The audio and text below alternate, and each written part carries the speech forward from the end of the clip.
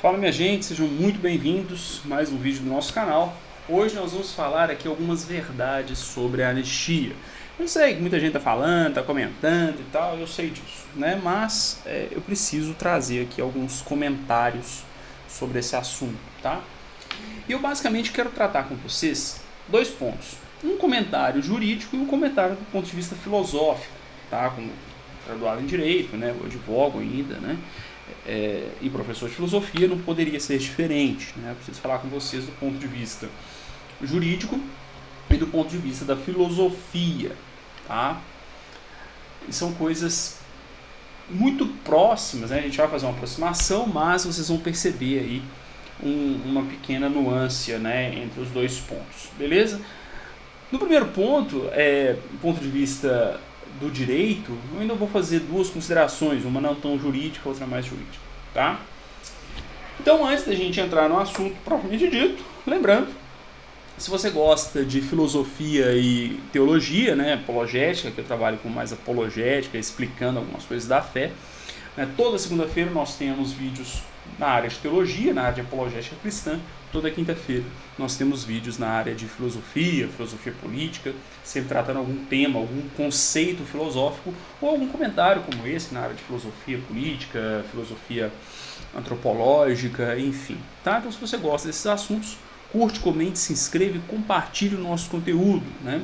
Se quiser também, os links estão na descrição. Você pode se inscrever gratuitamente para receber o nosso conteúdo no Telegram. É uma comunidade efetiva, porque você pode comentar o conteúdo que eu envio lá.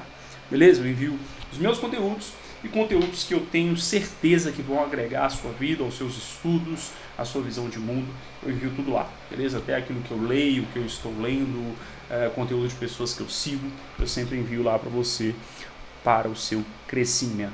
Beleza? Então, sem mais delongas, vamos para o nosso vídeo aqui. Bom, primeiro detalhe sobre a anistia, do ponto de vista ainda jurídico, né? Vou começar aqui pelo jurídico. O primeiro ponto é o seguinte: nós temos essa polarização, essa briga gigantesca, e eu acho extremamente complexo que a anistia saia. Por quê? Veja só, se sair, claro, estou super feliz, super de acordo que saia. Por quê? Veja só, o dia 8 de janeiro, ele foi uma coisa que todo mundo vê, que é um negócio meio armado, né? Uma festa armada para nos convencer. Um dos ex-ministros estava lá dentro, tem vídeo dele, né? Vou usar GD, né? Você sabe de quem que eu estou falando. Não vou usar nomes para não ter problema aqui na plataforma, tá? E aí você tem vídeos dele lá dentro, né? Pessoas foram detidas, processadas sem ter feito nada. A maioria dos condenados, sei lá quantos condenados já tem, né? Não participaram de fato do quebra-quebra, né? Da quebradeira lá, do vandalismo, tá? Então, assim, salta aos olhos que é uma questão política, que são prisões, são questões políticas, né? Então essa primeira parte ela é mais ligada à filosofia política, né? Mas eu queria começar por ela, preciso começar por ela. Então, assim, salta aos olhos ver que esse movimento é político, beleza?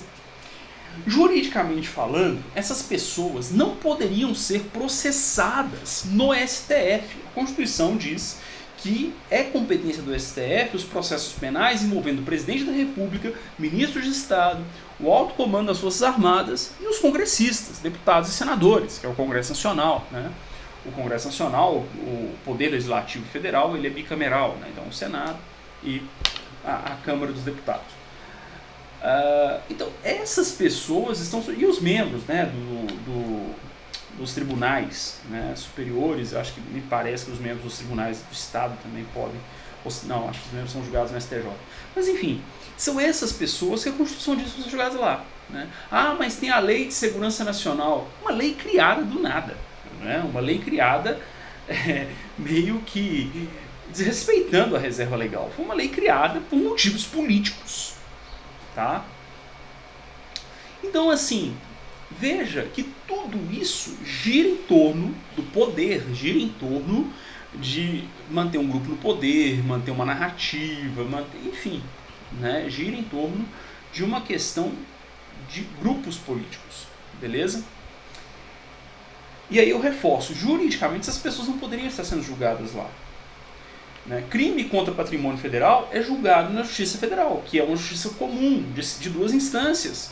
Né? Tem a primeira instância e a segunda. Eles tinham que estar sendo julgados em varas federais de Brasília. Só isso. Né? Crime contra o patrimônio público, né? Depredação, enfim, tinha que estar sendo julgado lá. Portanto, quando o STF traz para ele uma competência que não é dele, julgando pessoas comuns, que a Constituição diz que não é para ele julgar, processo penal contra pessoa comum vai para a justiça comum, não tem o que a gente chama de o foro privilegiado, né? Não tem, né? Não tem, né? E aí agora vem processo contra o Bolsonaro. Então, assim, você percebe que é uma questão política, tá? Não tem, e isso salta aos olhos, gente. Todo mundo que eu converso percebe isso. Não é todo mundo não, né? Claro, como eu sou professor, estou no meio, então obviamente tem pessoas que abraçam uma narrativa, né? E acham que realmente é um crime absurdo. E agora vem essa parte aí que o judiciário tem relativizado, mitigado penas de crimes, né, terríveis, né? Cancelado, condenações, né, isso já vem há algum tempo, mas agora vem ligado a presos comuns. Né? Há quem diga aí, a gente já vai passando para o ponto de vista filosófico, né? Há quem diga que isso é programado, que isso é uma forma de criar o caos e se manter no poder. Né? Eu tendo a acreditar nessa história, né? Que existe sim uma intencionalidade nisso. Até porque, se fosse uma análise estritamente legal, isso não aconteceria, né? Aliás, essas pessoas do 8 de janeiro sequer estariam presas, sequer estariam condenadas, nem seriam processadas. Né? E aí vale, né, o que o Nicolas Ferreira vem fazendo, o que outros políticos, né, vem fazendo, mostrando as incongruências, as contradições, né, mas a galera parece estar cega com isso. Portanto, do ponto de vista jurídico, esse processo é teratológico, é um negócio totalmente à margem da lei, à margem da Constituição. Do ponto de vista filosófico, é parte de pessoas que abusam do poder. Perceba isso, né? Perceba essa. E em nome da democracia, né? E aí, do ponto de vista filosófico, nós precisamos relembrar que foi a democracia que matou Sócrates. Né? Os primeiros filósofos eram extremamente críticos da democracia. Sócrates, Platão e Aristóteles eram extremamente críticos. Né? Platão e Aristóteles, principalmente porque nos deixaram seus escritos. Né? Sócrates, a gente tem suas reflexões. Né? Mas ele foi processado, né? E a postura de Sócrates ela é interessante. Né? Nos diálogos, Críton, principalmente no Críton, ele dá uma lição extraordinária de um cidadão pleno, né? De um bom cidadão. Olha, eu aceitei fazer parte da sociedade, não tem que aceitar o julgamento, tem que aceitar o resultado do julgamento.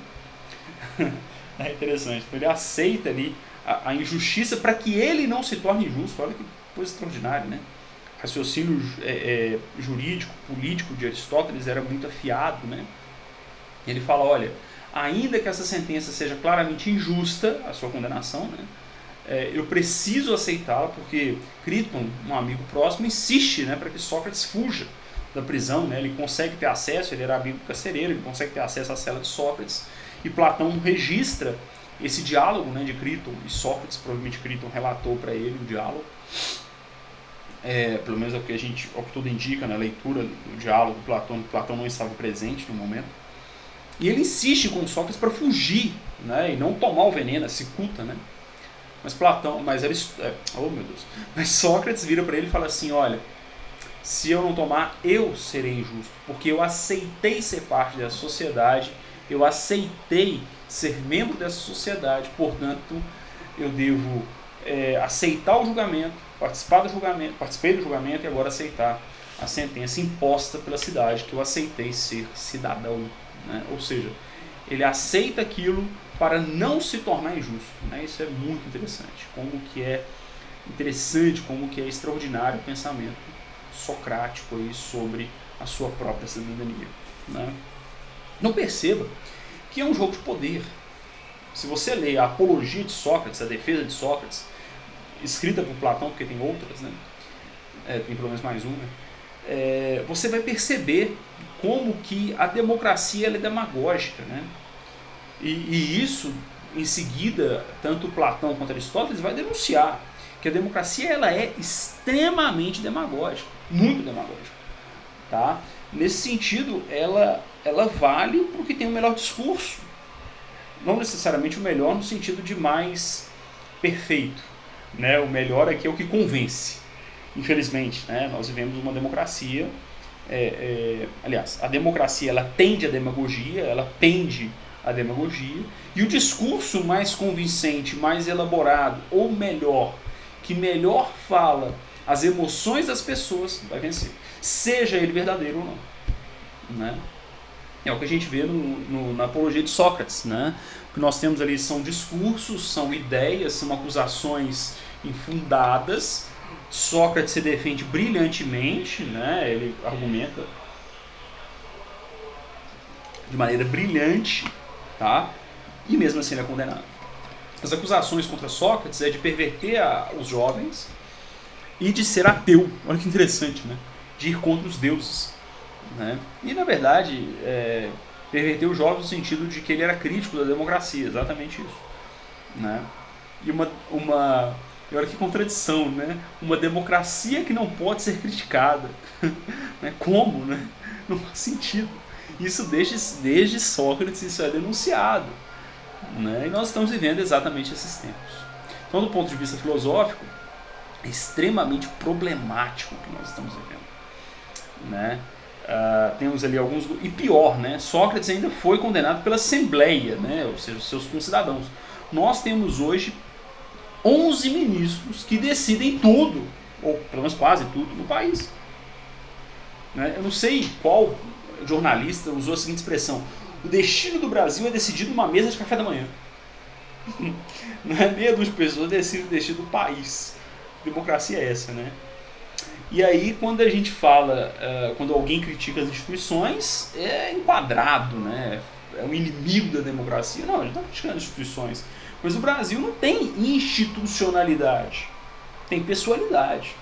Aquele artigo 37 da Constituição, né, que traz os princípios da administração pública, não é respeitado. Obviamente que não é respeitado.